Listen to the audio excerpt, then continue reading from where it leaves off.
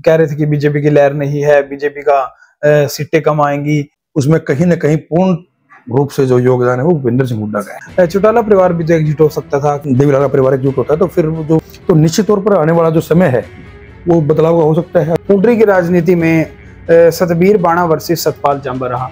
सतबीर बाणा जी को अगर 40,000 वोट मिले हैं तो सतपाल जंबा जी को 42,000 वोट मिले हैं और वो 2021 वोटों से जीते हैं, तो निश्चित तौर पर उनको भी हल्के के लोगों ने वोट दिया है। पैसों में खेल पलटा, मैं जीत के बिल्कुल करीब था।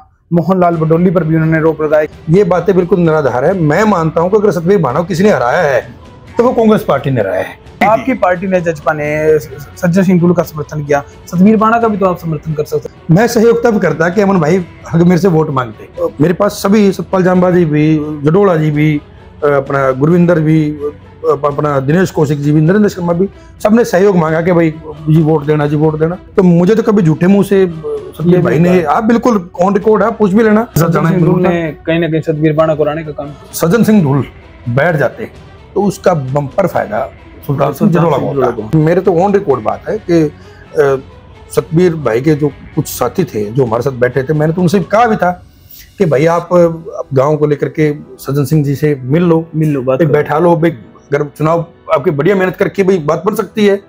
लेकिन उनकी ये वर्डिंग थी कि अमन भाई कि भाई सज्जन सिंह धूल को अगर बैठा दिया तो फिर हमारा चुनाव खराब हो जाएगा। आजादों के बारे में क्या कहना चाहेंगे? आजाद दबादब कोई इस तरफ गया, कोई इस तरफ गया, पूरे दावे ठोक रहे थे इलेक्शन से पहले।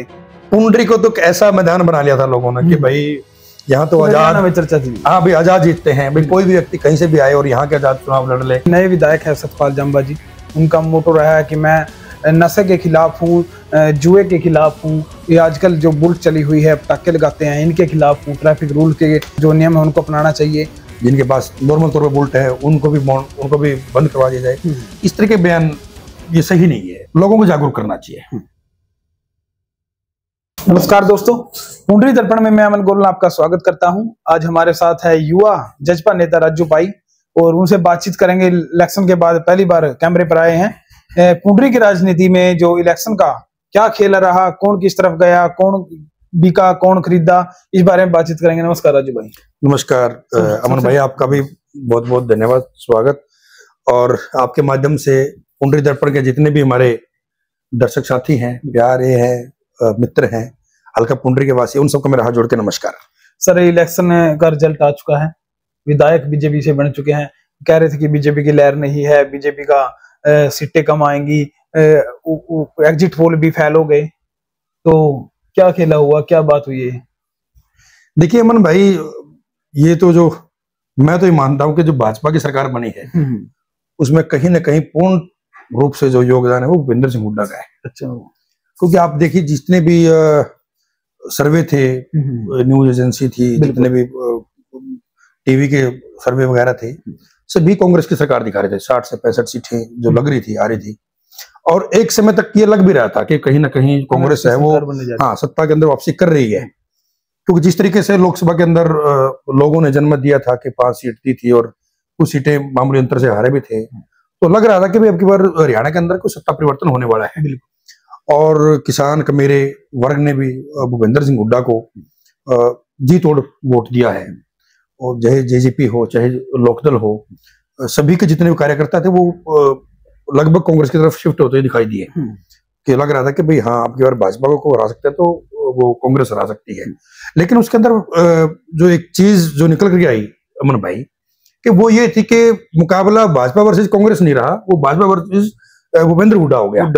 जो उनके नेता थे, जो उनकी लॉबी थी, उन्होंने इस चुनाव को हुड्डा वर्सेस बीजेपी बना दिया। तो कहीं ना कहीं के जो आम जो दबे कुचले लोग थे उनको ये लगा कि कहीं ना कहीं कि भाई दोबारा फिर एक वो जो 2005 से 14 तक का जो राज था भूपेंद्र हुड्डा का, इस तरीके से वो राज ना बन जाए। तो कहीं ना कहीं वो जो डर था वो लोगों के मन में आया। और फिर वो लास्ट के जो 2-3 दिन थे तो वो जो वोटिंग थी वो बीजेपी के पक्ष में हुई। तो फिर आपने देखा कि मामूली 2 सीटों से फिर वो भाजपा की सरकार बनी।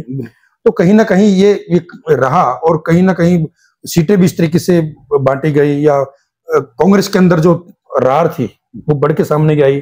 जो उनकी लीडरशिप थी, शैलजा जी थी, तो उनको भी दरकिनार किया गया। तो बहुत से इफेक्ट ऐसे रहे कि कांग्रेस की जो सरकार नहीं बन पाई, तो उसके लिए कहीं ना कहीं पूर्ण तौर से भूपेंद्र हुड्डा और उसका बेटा दीपेंद्र हुड्डा दोनों ही उन्होंने पूरा योगदान दिया कि भाजपा की सरकार बन सके। चौटाला परिवार भी तो एकजुट हो सकता था, कुछ फर्क पड़ता कहीं ना कहीं, क्या पता उनकी ज्यादा सीटें आ जाती, सरकार बनाने में बीजेपी को जरूरत पड़ सकती थी। चौटाला परिवार क्यों एकजुट ना हुआ, और अब स्थिति क्या है? अब तो मेरे ख्याल में स्थिति बहुत ही नहीं, उस वक्त तो देखिए अमन भाई, जजपा अलग से लड़ रही थी और लोकदल अलग से लड़ रही थी, तो निश्चित तौर पर आज जैसे जिस तरीके से इस चुनाव के अंदर पूरे हरियाणा की जनता ने भाई एक मौका भूपेंद्र सिंह हुड्डा को दिया, वो दीपेंद्र हुड्डा को दिया कि भाई कहीं ना कहीं भाई अगर भाजपा के खिलाफ अगर कोई सरकार बना सकता है तो इस परिवार को मौका दिया। लेकिन वो उन्होंने अपने सीट बंटवारे में लगा ले या सीबीआई के डर से लगा लो कि उन्होंने वो भाजपा के सारे पे काम किया और वो राज नहीं बन पाया। तो कहीं ना कहीं आज पूरे हरियाणा के लोगों के अंदर इस बात के दबी जुबान में गुस्सा है कि भाई भूपेंद्र हुड्डा ने जो आई हुई सरकार थी उसको खो दिया। तो आज जो लोग हैं वो दोबारा फिर चौधरी देवीलाल परिवार की तरफ देख रहे हैं, और ये बात भी लोगों के जहन से उठ के आ रही है कि भाई हाँ, अगर परिवार एकजुट होता है, तो अगर देवीलाल का परिवार एकजुट होता है तो फिर जो लोग हैं उनकी तरफ उम्मीद की तरफ देख रहे हैं, और एकजुट होता है तो निश्चित तौर पर आने वाला जो समय है वो बदलाव का हो सकता है अगर ये परिवार एकजुट होता था। तो सर, पुंडरी की राजनीति पर बात करते हैं। पुंडरी की राजनीति में सतबीर बाणा वर्सेस सतपाल जांबा रहा इलेक्शन। तो सतबीर बाणा का आपने इंटरव्यू भी देखा होगा कि उन्होंने कहा कि मेरे साथ छल किया, मेरे साथ धोखा किया, पैसों में खेल पलटा, मैं जीत के बिल्कुल करीब था। मोहनलाल बडोली पर भी उन्होंने रोप लगाया कि वो एक प्रदेश अध्यक्ष होकर यहाँ पर पुंडरी में रहे, 2-3 दिन अपने समाज को उन्होंने एकत्रित किया। तो इस बात में आप कितनी सच्चाई मानते हैं कि उनके साथ एक बहुत ही बड़ा विश्वासघात? नहीं, बिल्कुल, ये निराधार बातें होती हैं। ये चुनाव के बाद मैं तो ये मानता हूँ कि एक मैच्योर अगर पॉलिटिशियन है तो उनको इस तरीके के बयान नहीं देने चाहिए। प्रजातंत्र के अंदर जनमत जो होती है उसकी ही कदर होती है। लोग जिसको वोट देते हैं, लोग जिसको बनाते हैं। सतबीर बाणा जी को अगर 40,000 वोट मिले हैं तो सतपाल जांबा जी को 42,000 वोट मिले हैं और वो 2021 वोटों से जीते हैं, तो निश्चित तौर पर उनको भी हल्के के लोगों ने वोट दिया है तो वो जीते हैं। तो मैं तो ये मानता हूं कि सतबीर बाणा को जो उन्होंने कहा कि मेरे को हराया गया है, चक्रव्यूह रचा है, ये बातें बिल्कुल निराधार है। मैं मानता हूं कि अगर सतबीर बाणा को किसी ने हराया है तो वो कांग्रेस पार्टी ने हराया है। उन्होंने कांग्रेस के लिए मदद की, मेहनत की थी, तो उनकी जो टिकट कटी थी तो कांग्रेस ही उनको हराने के लिए उत्तरदायी है। वो किसी और उम्मीदवार को या किसी और व्यक्ति को अगर जिम्मेवार ठहराएं, ये गलत है, क्योंकि प्रजातंत्र के अंदर, लोकतंत्र के अंदर चुनाव लड़ने का अधिकार सबको है। जितने भी व्यक्ति चुनाव लड़े, सबका चुनाव लड़ने का अधिकार है। ये नहीं है कि भाई सिर्फ पुंडरी के अंदर एक तरफ सतपाल जांबा जी या एक तरफ सतबीर बाणा जी, दो ही व्यक्ति चुनाव लड़ सकते हैं, तीसरा व्यक्ति कोई है ही नहीं।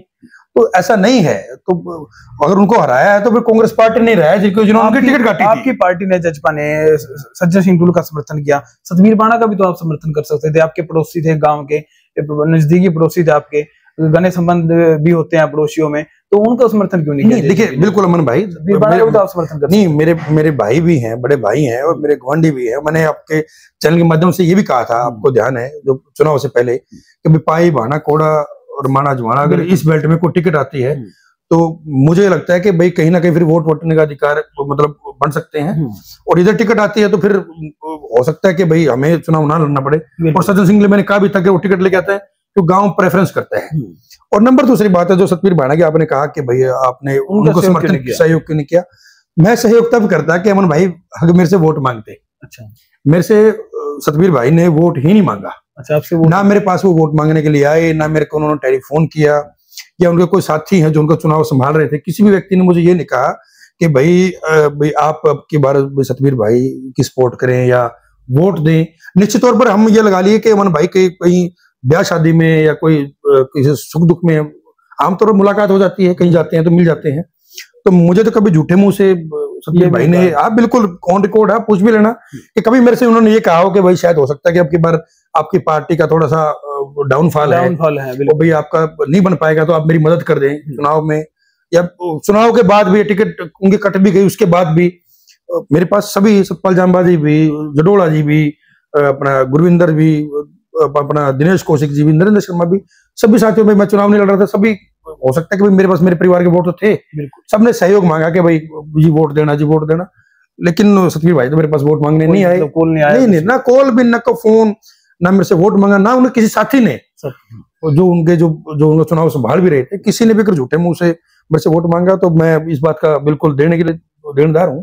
तो जब किसी ने वोट ही नहीं मांगा तो मैं किसको वोट दूं? तो फिर मेरे लिए, मेरे गांव का आदमी चुनाव लड़ रहा है और पार्टी उसको समर्थन कर रही है, तो निश्चित तौर पर तो फिर मेरा सज्जन सिंह के साथ जाना ने कहीं ना कहीं सतबीर बाणा को हराने का काम किया। नहीं, ये मार्केट में चर्चाएं हैं, ये तो ना फिर वो कहते हैं ना कि भाई जब हार के तो अनगिनत कारण हो जाते हैं। मैं ये मानता हूं कि भाई चुनाव हर व्यक्ति को लड़ने का अधिकार है, और मैं ये बात भी मानता हूं और कि अगर सज्जन सिंह धूल बैठ भी जाते तो उसका जो बेनिफिट होता वो सुल्तान जडोला को होता निश्चित तौर पर। अच्छा, क्योंकि हमारे बेल्ट में अब की बार जो उधर जो था जाट समुदाय का जो वोटर था वो कांग्रेस की तरफ रुझान बहुत ज्यादा था। तो अगर सज्जन सिंह धूल बैठ जाते तो उसका बम्पर फायदा सुल्तान सिंह जडोला को होता निश्चित तौर पर। और मेरे तो ऑन रिकॉर्ड बात है कि सतबीर भाई के जो कुछ साथी थे जो हमारे साथ बैठे थे, मैंने तो उनसे कहा भी था कि भाई आप गांव को लेकर के सज्जन सिंह जी से मिल लो बात बैठा लो, अगर चुनाव आपकी बढ़िया मेहनत करके भाई बात बन सकती है। लेकिन उनकी ये वर्डिंग थी कि अमन भाई कि भाई सज्जन सिंह धूल को अगर बैठा दिया तो फिर हमारा चुनाव खराब हो जाएगा। उनको ये लगता था कि भाई सज्जन सिंह बैठ गया तो फिर वो सुल्तान सिंह जडोला जी का इधर प्रोग्राम भी हो जाएंगे, तो कहीं ना कहीं फिर वो वोट बैंक में सेंध लग जाएगी। वो नहीं चाहते थे कि भाई सज्जन सिंह बैठे, तो फिर आप कैसे कह सकते हो सर? नंबर दूसरी बात, एक बात और मैं आपके सामने कहना चाह रहा हूँ कि भाई कह रहे थे कि भाई जांबा जी को मदद करी, तो सज्जन सिंह ने अपने वोट लिए हैं, तो गांव अगर सज्जन सिंह जी ने अगर सतपाल जांबा जी को वोट दिलवाए होते, पाए बाना कोडर माना अजवाना में अगर वोट दिलवाए होते, फिर तो हम ये कहते हैं कि भी मदद की है, तो उन्होंने अपना चुनाव लड़ा है। तो इस तरह की बात है, फिर चुनाव के बाद मतलब के 100 कारण होते हैं। तो मैं तो ये कहता हूं कि भाई जो व्यक्ति जीतना एक नहीं होता है कि भाई आप जनमत को अपने सर माथे लगाएं और अगली मेहनत करें और लोगों से कि कोई कहीं ना कहीं चुनाव में चूक रही होगी, बिल्कुल, तो ऐसे मुझे नहीं लगता कि भाई आप इस तरीके से दूसरे पे इल्जाम लगा के अपनी हार को ठीक करने का प्रयास करें। सर आजादों के बारे में क्या कहना चाहेंगे? आजाद दबादब कोई इस तरफ गया, कोई इस तरफ गया, पूरे दावे ठोक रहे थे इलेक्शन से पहले कि मेरे पास तो इतनी वोट है, मैं तो अब की बार सत्ता परिवर्तन कर दूंगा, मैं युवा हूँ, मैं पुराना हूँ। तो उनके बारे में क्या कहना चाहेंगे? एकदम से कोई इधर चला गया, कोई उधर चला गया, मैदान लास्ट तक कोई खाली। मैंने अमन भाई, हम हर बार ये बात ये जिक्र करते हैं कि भाई चुनाव के अंदर कि भाई पुंडरी को तो ऐसा मैदान बना लिया था लोगों ने कि भाई यहाँ तो आजाद में चर्चा थी, हाँ भाई आजाद जीतते हैं, भाई कोई भी व्यक्ति कहीं से भी आए और यहाँ के आजाद चुनाव लड़ ले, भाई 2 दिन आए। लेकिन मेन बात ये होती है कि भाई फील्ड में कौन है, मेहनत किसने की है, भाई किस तरीके से लोगों के मुद्दे किसने रेज किए हैं, किसने उठाए हैं, कौन मुद्दों की बात करता है, कौन विकास की बात करता है। और अब की बार चलो निर्दलीय भी खड़े थे, कौशिक भी खड़े थे, नरेंद्र शर्मा जी भी खड़े थे, लेकिन आपने भी वो सवाल पूछा कि भाई मोहनलाल बड़ोली जी उन्होंने हराया, कि भाई आप पुंडरी ही नहीं पूरे हरियाणा के अंदर आप ये बात देख के देखें कि जो ब्राह्मण समुदाय है उनका कहीं ना कहीं 95% जो रुझान था वो भाजपा की तरफ था। बिल्कुल, तो हर आदमी प्रयास करता है, तो चाहे कोई भाजपा की टिकट पे है, जो भाजपा के उम्मीदवार के लिए, वो तो सतपाल जांबा जी का प्रयास था कि वो मोहनलाल बड़ोली को लेकर के आए, यहाँ उन्होंने अपने जो ब्राह्मण समुदाय के जो गाँव थे वहां उन्होंने उनको रखा, भाजपा के पक्ष में वोट की अपील कराई। तो ये चीजें होती है कि हर व्यक्ति प्रयास करता है। अब जैसे सतबीर भाई है, सतबीर भाई की कांग्रेस की टिकट कट गई थी, बिल्कुल, और रणदीप के वो समर्थक थे, लेकिन रणदीप जी ने भी बियॉन्ड द पिक्चर उन्होंने सतबीर की मदद की है। उन्होंने सुल्तान जडोला जी की मदद नहीं की, उनके वर्करों ने, उन्होंने जितने फोन किए भाई आप सतबीर की मदद करें, जितने वर्कर थे, जितने लोग थे, उन्होंने सतबीर जी के साथ लगाए। हमारे अपने हजवाना सतबीर हजवाना जी थे, उन्होंने कांग्रेस ज्वाइन की रणदीप सुरजेवाला के नेतृत्व में, लेकिन चुनाव में वो सतबीर जी के साथ थे। तो ये हर व्यक्ति प्रयास करता है कि जिसके जहां जिस तरीके से वो कहते हैं ना गुंडी फिट बैठती है, वो प्रयास करता है, वो यही राजनीति का असूल भी है। पुंडरी से अब नगर पालिका के चुनाव भी है चेयरमैन पद के लिए, तो क्या लगता है आपको कौन कौन से नेता मैदान में उतर सकते हैं इस चुनाव के अंदर? देखिए हर व्यक्ति प्रयास कर रहा है, मैं तो देख रहा हूं कि भाई सैनी समुदाय से भी, पंजाबी समुदाय से भी, ब्राह्मण समुदाय से भी, रोड समुदाय से भी, हर व्यक्ति राज बनने के बाद तो भाजपा के जो नेता हैं बिल्कुल वो काफी सामने आए हैं कि जो चुनाव लड़ने के इच्छुक हैं। वो तो देखो भी भाजपा चुनाव सिंबल पे करवाती है कि नहीं करवाती है, लेकिन अब तो पुंडरी के लोग हैं, जनमानस है, इन्होंने फैसला करना है कि भाई कौन व्यक्ति आपके बीच में रहा है, कौन सुख दुख में रहा है। किस व्यक्ति को पैसे का लालच नहीं है, जो काम करवा सकता है, विकास करवा सकता है, ऐसे व्यक्ति पे लोगों को दाव खेलना चाहिए। ये ना देखें कि भाई सरकार से तालमेल, अगर कोई अच्छा व्यक्ति चुन करके जाएगा उससे भी तालमेल बन जाएगा। तो अच्छे व्यक्ति का यही तो सर नए विधायक है सतपाल जंबा जी, उनका मोटो रहा है कि मैं नशे के खिलाफ हूँ, जुए के खिलाफ हूँ, और जो ये आजकल जो बुल्ट चली हुई है, पटाखे लगाते हैं, इनके खिलाफ हूँ, ट्रैफिक रूल के क्या नाम है, जो नियम है उनको अपनाना चाहिए। तो उनकी कार्रवाई को किस रूप में देख रहे हैं आप? 1 महीना उनको हो गया, कैसा उनका आपको कार्यकाल लग रहा है? क्योंकि आप विपक्ष की भूमिका पहले भी निभाई है 5 साल आपने। नहीं, निश्चित तौर पर ठीक है, अच्छी शुरुआत है, करना भी चाहिए। और मैं कहता हूं कि लोगों को जागरूक करना चाहिए को कार्रवाई की बजाय। विधायक जी को सबसे पहले तो जो ये चलो बुलेट वाली चीजें हैं, आप लोगों को जागरूक करें एक पॉजिटिव वे में। आप बिल्कुल बिल्कुल नेगेटिव ना जाएं कि भाई आप चलान करवा रहे हैं। मैं बयान सुन रहा था कि भाई जिनके पास नॉर्मल तौर पर बुलेट है उनको भी बंद करवा दिया जाए। इस तरह के बयान ये सही नहीं है। मैं मानता हूं कि भाई आपको, अगर विधायक जी, मेरा मानना है कि भाई अगर वो किसी चौक पे खड़े होके लोगों को जागरूक करें, इस तरीके की पहल करें, एक सौहार्दपूर्ण माहौल के अंदर लोगों को जागरूक करें। क्योंकि देखिए बुलेट ये तो है नहीं कि कोई 10-20 हजार की बुलेट आती है, 2 लाख रुपए की बुलेट आती है, बच्चे ले भी आते हैं, शौक के तौर पे ले आते हैं। अच्छा, उनका पहल भी अच्छी है, भाई जागरूक भी करना चाहिए, भाई हाँ हेलमेट भी लगाना चाहिए इस तरीके से। हाँ, नशे के खिलाफ भी लड़ाई लड़नी चाहिए, अधिकारी को बोलना चाहिए, अधिकारियों को मीटिंग लें, उनको गाइडलाइंस देंगे भाई कि हाँ आप लोगों को जागरूक करें। अब पिछले दिनों में जैसे विधायक जी ने कल परसों भी नगर पालिका जो है अक्रोचमेंट के खिलाफ उन्होंने कार्रवाई कराई है। मेरा ये मानना है कि भाई आप कार्रवाई के बगैर एक बार आप सबसे पहले जो गांव शहर के जो गणमान्य लोग हैं आप उनसे चर्चा करें, उनको बुलाएं, जो व्यापारी वर्ग है उनको बुलाएं, उनसे ये पूछें कि भाई मैं इस अतिक्रमण को खत्म करना चाहता हूं, ये किस तरीके से आप इसके हम क्या कदम उठा सकते हैं, आप लोगों के सहयोग की मुझे जरूरत है। नगर पालिका के कर्मचारियों को साथ में बुलाएं, कोई सरकार से मिलकर के कोई एक ऐसी जगह का चयन करवाएं, जगह दिलाएं जहां पर जो हमारे गरीब साथी हैं, जो रेहड़ी वाले हैं, फल रेहड़ी वाले हैं, ताकि वहां पर उनकी लग जाए, ताकि उनका भी रोजगार ना जाए। इस तरीके से कार्रवाई होती है तो फिर वो लोगों के अंदर गरीब लोग हैं, अब उनका भी परिवार भरण पोषण होता है। आप इस तरीके से अगर आप कि भाई आप कार्रवाई करवाएंगे तो वो एक्शन का रिएक्शन होगा, उससे कोई ज्यादा अच्छा प्रभाव नहीं जाएगा। आप लोगों से चर्चा करें, बात करें, लोगों को जागरूक करें, शहर के लोगों को अपने कॉन्फिडेंस में लें। आप जब तक शहर के लोग आपका सहयोग नहीं करेंगे तो आप इन चीजों पे अंकुश नहीं लगा सकते। आप आज कार्रवाई होगी, कल फिर लोग करेंगे। आप ये तो है नहीं कि नगर पालिका के लोग हर 24 घंटे गलियों में फिरेंगे, वो और भी काम होते हैं। तो इस तरीके की कार्रवाई है। और अब तो विधायक जी के पास पूरे हमारे 4 हल्के के अंदर अकेले विधायक हैं, तो उनके पास तो ये पावर भी सबसे ज्यादा है। तो उनको तो इस तरीके से काम करना चाहिए। अब उनको इन चीजों को छोड़ करके एक रोड मैप उनको पुंडरी हल्के के लिए तैयार करना चाहिए कि भाई यहाँ पर हमारी जो सबसे पुरानी मांग है कि भाई हमारा एसडीएम यहाँ पे आ जाए। जो हमारी जो सबसे पुरानी मांग है वो उस मांग को किस तरीके से सिरे चढ़ाया जाए, उस पर ध्यान दें। लड़कियों कॉलेज है वो हम किस तरीके से और जो हमारे विकास कार्य हैं वो गति दे सकते हैं। अधिकारियों से मीटिंग करें, लोगों से चर्चा करें, ज्यादा से ज्यादा पैसे फंड है वो लेकर के आए।